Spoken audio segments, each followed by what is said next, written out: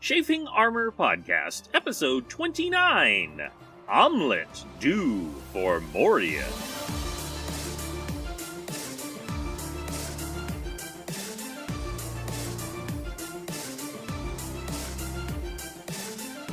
Welcome back to the Chafing Armor Podcast. I'm your host and irascible Dungeon Master, Michael Corley. With me today is Dare. In this special solo episode, Dare, tell me who you are playing. I am playing Tix Birchmanson, a cleric that is currently exploring caverns down towards the Underdark. Indeed you are. In this flashback, we find out that Tix grew up in one of the two mountains that supposedly was split centuries, thousands of years ago in a great battle. He lives in the peaceful sunrise, but sunset had been shut and closed for centuries. But he found out that it was no longer the case when a giant known as a Fomorian attacked. With his help and the help of a ranger and several others, he was able to bring it down. Now, Tix, along with his friends Orulin and Casfan the dwarfs, along with Agog, a human ranger, and their half-dwarf captive, they are making their way deep into the tunnels that lead underneath Sunset. And as you do, you can hear chittering coming from your shoulder. This is from your newly found pet, Carl, the golden squirrel. I pay attention to Carl as we're looking forward into the dark and see if I can find any of the old torches that have been left in these undermines. You can't quite make out what Carl is saying right now. It's odd because you know that your natural ability is to speak to small animals once a day, but it seems to sometimes still work with Carl, even though it shouldn't. But right now it's not. But even as you do, you can spot an ancient torch sitting from an ancient rusting ring. I'll go ahead and grab that and break out my flint and steel and see if I can get it to light. I'm not even going to make you... Well, go ahead and roll for me, just to be safe. It is a very old torch. That is a 15. That will do it. After a few tries, it sputters and sparks to life. You don't know how long it will last, but it is absolutely working. It has not been touched, though, for centuries. Agog is especially grateful because, unlike dwarves and gnomes, he has no special vision in the dark. Well, even down this low in the caverns, we have to have a little light ourselves. Exactly. Well put. That while you do have low light vision, you cannot see in absolute darkness the way some creatures can. And as you make your way lower and lower down, you can hear a sound that sounds like this. Bloop. Bloop. I ask our little bound and gagged friend, is that the Fomorians that we're looking for? He says, "Friend, I tell you, I do not know what that is." Or when you pull back his gag a little bit. Oh, I figured. And he first goes, All right. Orulin, Caswin, be on your guard. And they hold their small swords to the ready. Neither one are trained combatants. They would barely be considered level 1 fighters, but they are not without means. And Agog definitely seems to be quite battle-worn and someone who is ready for action. As y'all try to stealthily make your way forward, you do a good job. Agog does a good job. Orulin and Casfan not so much, because they're dwarves. But fortunately, if nothing else, they're not wearing plate armor, so at least they're not clanging and clanking too much. Well, I'm sure they're sure-footed down here in the mines. That is very true. They are indeed sure-footed. These mines were built strong and straight by dwarven and gnomish miners centuries upon centuries ago. And as you get closer, you can hear again a bloop, bloop, and you smell something. It is the smell of sulfur? Yes, it is the smell of sulfur.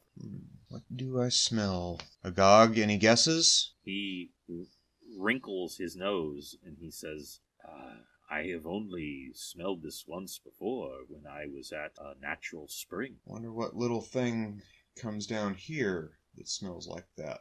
Maybe there's some water pools down this deep. I've heard stories of pools down in the Underdark.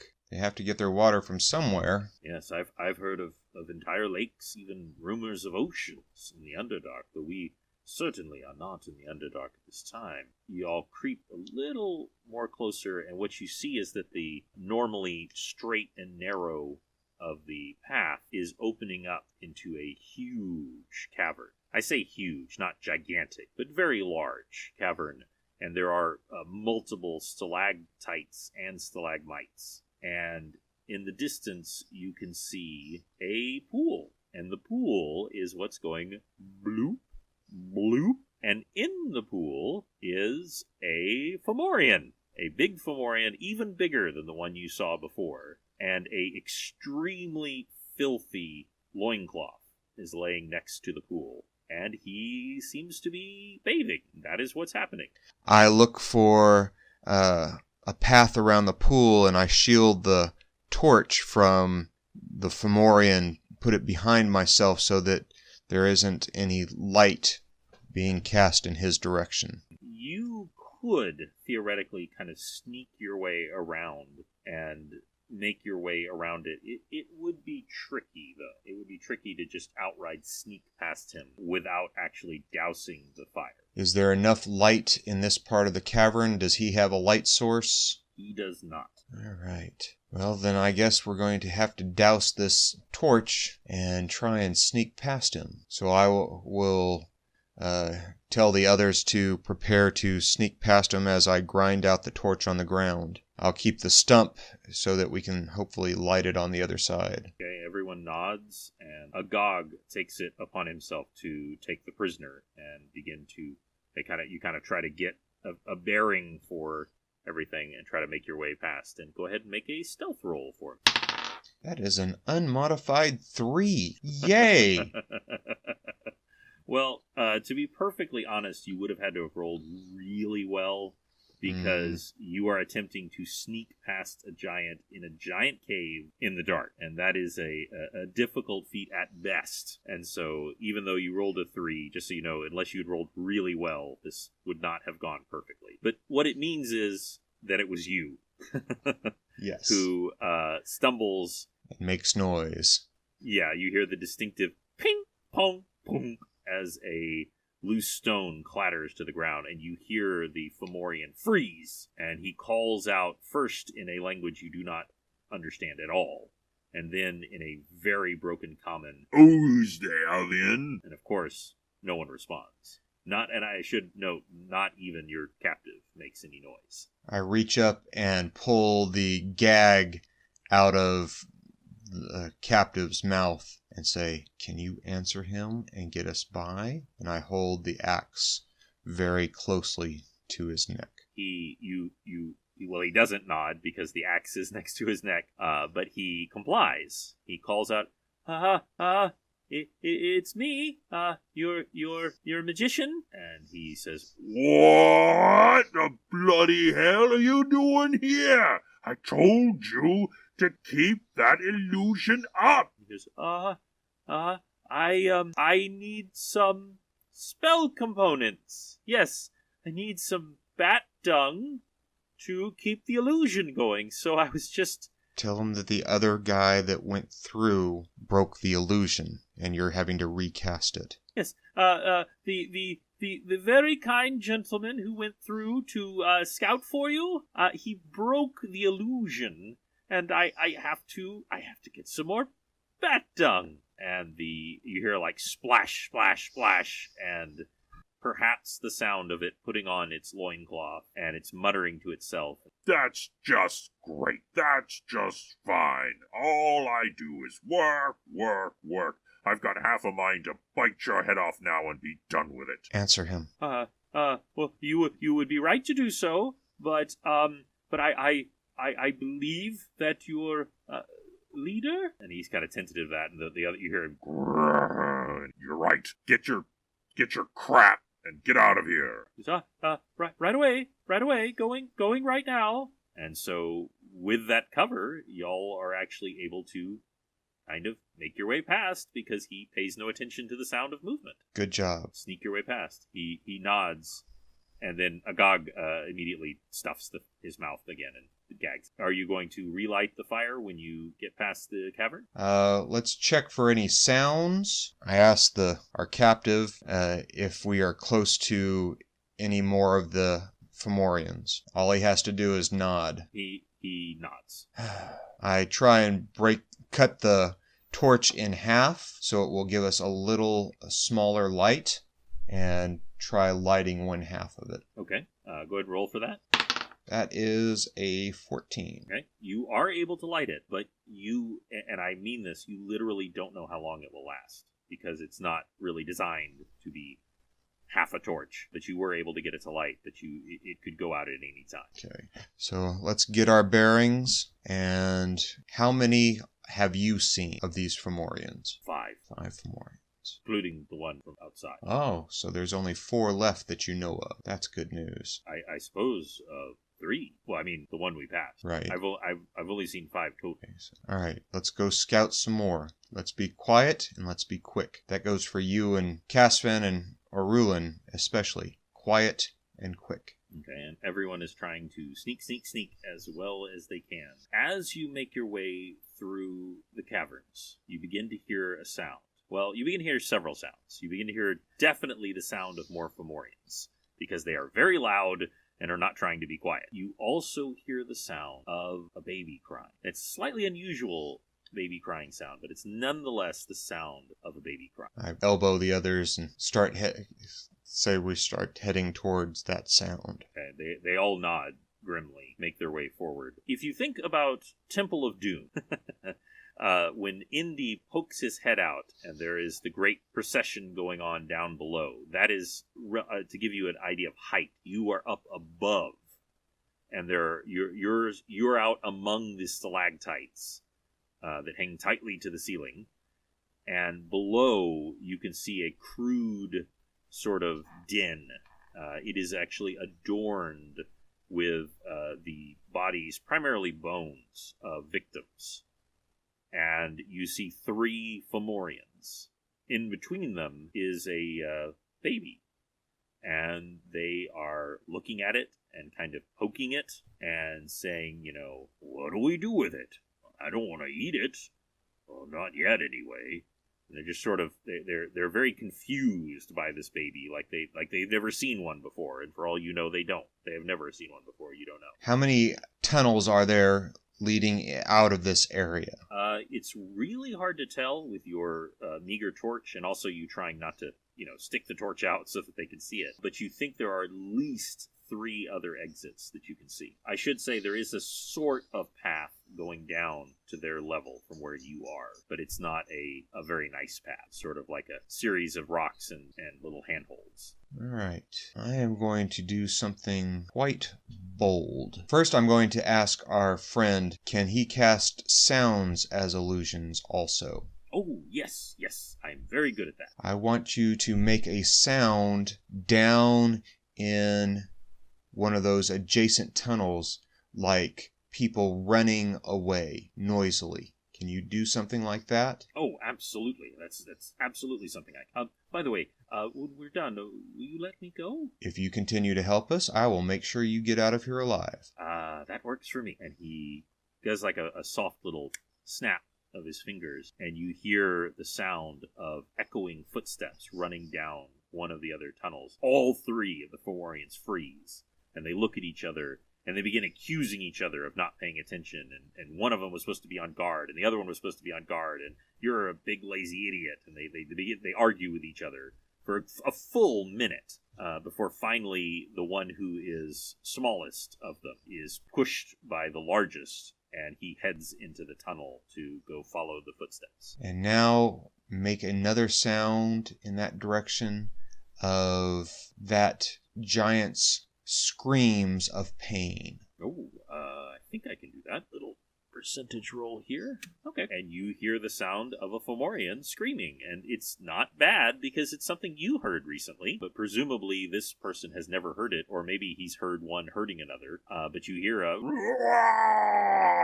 in the distance, and the other two Fomorians go bolt upright. The largest of them says, "Go check it out. Be careful, unlike that idiot." And the second largest one pulls out a barely recognizable as a sort of spear. The end is made of a kind of stone, and he heads into the tunnel, leaving the largest one there with the baby. Very good. And now, can you make the running noise down another tunnel also? Yes, that's not a problem. Snaps his fingers again, and the running happens again, but the largest one just snarls and narrows its eyes, and he does not go. And I won't make you make a perception check. With the other ones not there, you think maybe he's a little afraid. He doesn't want to go down because the other ones have gone and they haven't come back yet. I was hoping he would be a little braver than that. Agog whispers in your ear, and he says, "It is often the way of bullies." Yes. Can you do the sound of a woman screaming for help? He goes, I'm just warning you, I've only got a couple left in me. All we need is one more for him to move. Okay. And I can get down there and get the baby and get out. And he gestures with his hand, and you see an interesting, like, again, the adventurer part of your brain. For just a moment, for a flash, he resembles a woman. Like, you can tell, like, he's picturing it in his head, and almost as an after image of the picturing of his head. The image of a damsel in distress forms before you, and then in the distance you hear the scream of a woman going, "Oh, help me, oh no!" And that gets him, because that's not something that's going to get him. That's prey. And he smiles. And without even any weapons, he charges into that tunnel. And now the baby is left unguarded. I cast Sanctuary on myself. Okay. And I book down the nearest path to get the baby, to grab it, and come back. Okay. And I would like you to roll an athletics check. That is a natural 20. So I can take a picture of that. I'm going to. That is pretty. That is very pretty, because it could have gone badly. As I said, the path downwards is treacherous. It's not a real path. It's really just a bunch of stone outcroppings and some places where it's been put in. But you are filled with the energy of your god, and you cast the sanctuary on yourself, and you scramble down those rocks, even though some are slightly too large for you because they were made for dwarven height, not gnomish height. And you make your way down, and you pick up, this baby is really heavy too, by the way, but you put it on your shoulder, and now one-handed, you make your way back up. Your hand slips a couple of times, but you re-catch as you scramble back upwards, and you see the others looking at you. By the way, Gog held the torch for you. They're really impressed. They're really, really impressed. And you make your way back to the top, and you've got that baby who is now sleeping soundly in your arms. Just as you climb back into that little alcove that you've been looking out of earlier, the other two from the first, come back, and they see the baby is missing, and they let out a roar of anger. And they, again, immediately begin to bicker, but they all are also starting to look for anything. All right. We are going to now try and stealthily make our way back towards sunrise. Okay. I would like you to make a stealth check. Oh, I may have used up all my luck on that 20. That is a modified 16. 16. So you do remember that that other Fomorian is between you and the exit.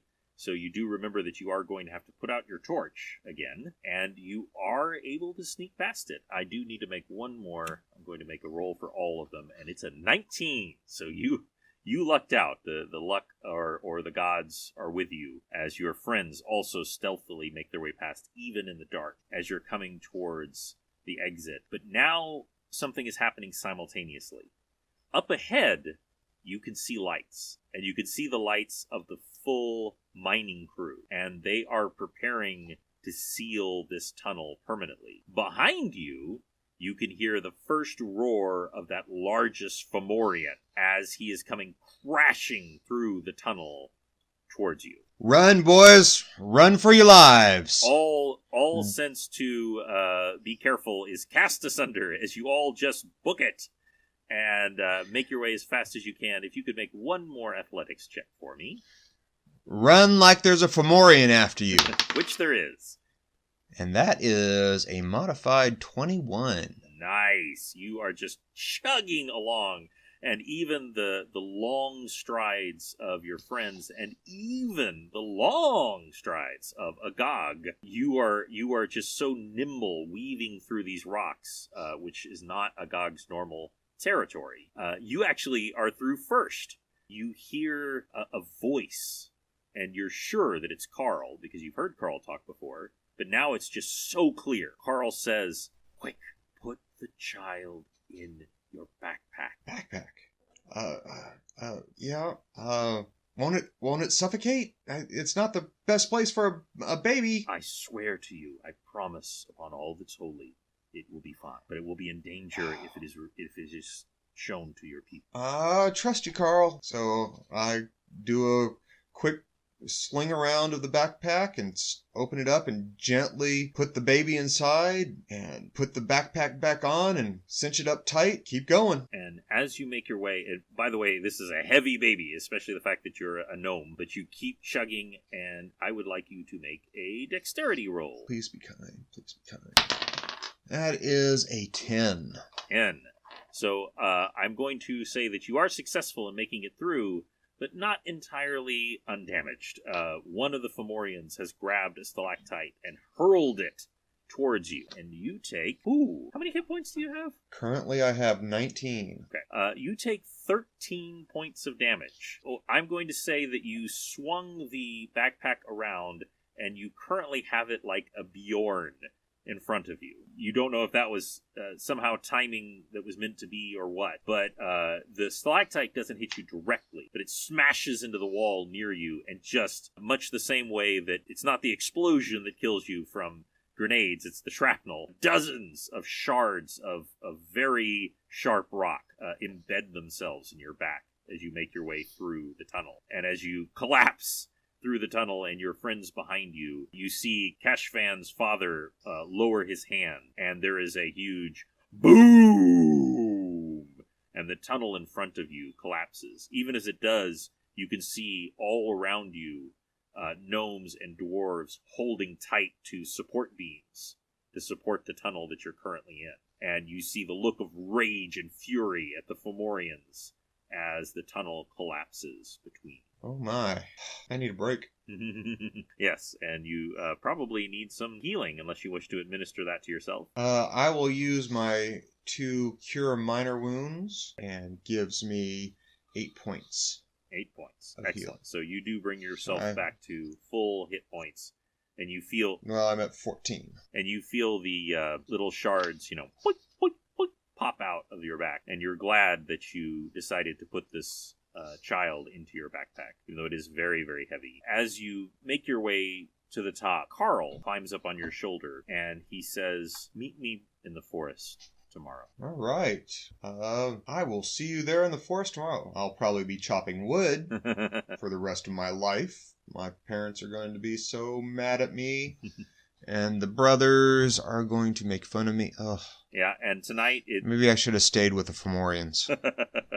Tonight it is exactly, even though you are technically excused, by the way, because there was a huge kerfuffle and a giant. Tararek and Zanmin and Doros, your brothers, give you a hard time. Your father, Valsixum, he lets you know without saying it that even though he understands why you didn't get it, that he's still disappointed that you didn't find a way to get the wood, because they could have finished 2 different projects tonight if they had more beech wood. And but your mother is very kind and looks over your wounds, even though they have mostly closed, and your night goes without incident. I drop one of the uncut gems that I took from the Fomorians' pack, the dead Fomorians' pack in the city, on the table in front of Mom and Dad, and I'm here. This should get us through a couple of days.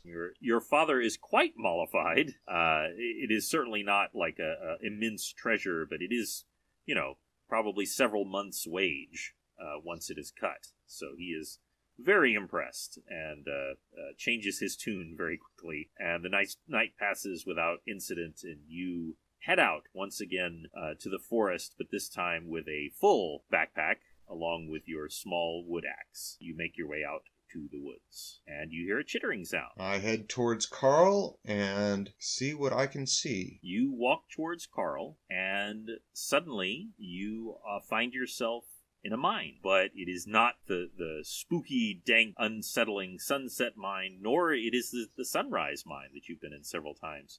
This is what the ideal version of a mine should be. Like, this is the Disney version of a mine.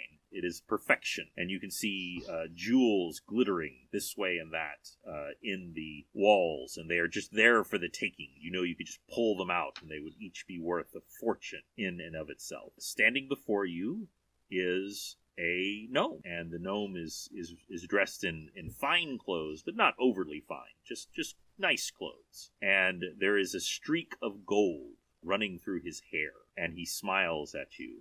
And he says, "Hello, Tix." And not being a stupid gnome, can I figure out just who he is? Oh, you know exactly who he is. I quickly bow, as my training in the temple as an acolyte has taught me, and say, "Lord Glittergold." Ah, it is good to see one of my children. Would you walk with me for a minute? I need to speak. Of course, my lord. As you walk, you see, you get little facets. You can tell that each of these gems, if you stop and look at them for a moment, actually show you parts of your world. You could see the places that you've been dreaming about your whole life, and you see glimpses of them here and there, and you have an idea that Garl Glittlegold can literally see the entire world, and perhaps all of the realms, through the facets of these gems. And as you walk, he says, that was well done, instructing the illusionists. I liked that. It was a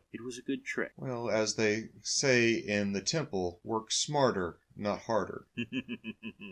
Just so, my boy, just so. I need to tell you something. There are dark times ahead, and you do not doubt for a moment that I could lay waste to every Fomorian who lived on your realm with a swipe of my hand. Do you not believe it to be so? Of course. I want you to imagine that you had a child, and you loved them very, very much. But your child was shrunken down to the size of an ant. Now, you don't view your child as an ant, but you know that they are as small as an ant, and they live in an anthill. And say your child was in danger. You could reach over and you could crush, and he pounds his hand against the wall, and it cracks. And there's this just the whole area. You get the sense the entire realm that you're in cracks under his fist. And then he calms down, and everything resets itself instantly. And he goes, but if you did that, you would destroy the anthill. You would destroy the home that your child lived in. You would destroy, most likely, your child. I get your point. I am glad. And this is why I have chosen you for this task. You understand that I must deal with this in a delicate fashion. I have a task for you. It is a very special task. And he reaches down and he holds out your backpack, and he smiles. And he says, he says, but don't worry, you will never fill this with wood again. I have enchanted your backpack so that you will always be able to have this child safely in your backpack. No harm will come to them. They will have certain nutritional requirements, which I will explain to you, but they will always be safe in your backpack. What is more, and he hands it over to you, while I will do nothing for the normal things you will put in your backpack, the weight of your child, this child, will be as nothing. And so it will seem that it is not there, and only when you wish for it to be revealed will others be able to see it. Do you understand? Yes, my lord. Good. Your mission, Tix, Birchman's son, is to guard this child. Keep it safe. And keep it, and he smiles to himself as if he knows a joke that you do not. Keep it secret. Keep it secret. Keep it safe. Yes. That seems like very good advice that's probably been given before. Indeed, it has. It has a nice ring to it. And there will come a time when this child, and of course you, may literally save all of reality. But it must come through you. If I do it, it will destroy your world. Do you understand? Yes, that sounds like an adventure, and that is exactly what I am looking for. Good. Then your next task, where you start from here, is to go to the kingdom of Beltrain, and I want you to join the army that is building there. There is a great war coming that will soon be at the footsteps of sunrise and sunset, and I want you to be in that war. Are you ready for an adventure, my son? Yes, Lord Glittergold. You wouldn't happen to have some armor and a good battle axe I could have?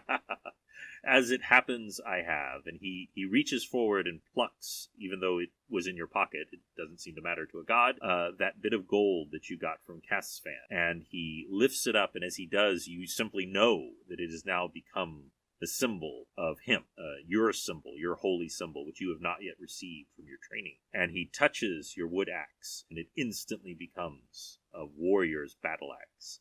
And he touches your simple leather armor, and it instantly becomes studded leather armor worthy of a traveler. And the rest of your clothing and your items that are inside your pack, besides the child, are instantly equipped, ready for adventure. Thank you, my lord. I will not fail you. I hope so. I believe in you. Good luck, my son. Orlin and Casfan will never believe this. My father will never believe this. My mother will never believe this. Oh. Hey, how about coming back with me to the house and explaining this? I am sorry, my son. There are many powers that I have, but making your family understand what you're about to do is not one of them.